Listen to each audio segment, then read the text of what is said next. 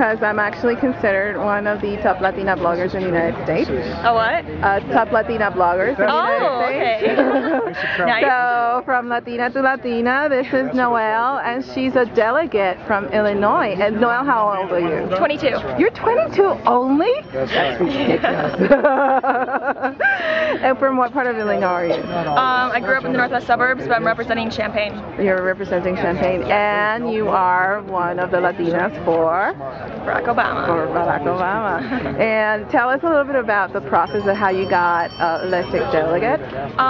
My cousin was an intern for Barack Obama last summer, and they needed a woman Latina from Champaign to keep the even of men and women and racially.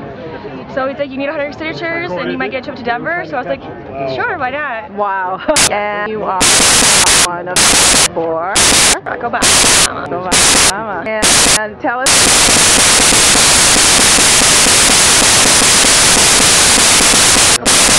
And they did a woman that.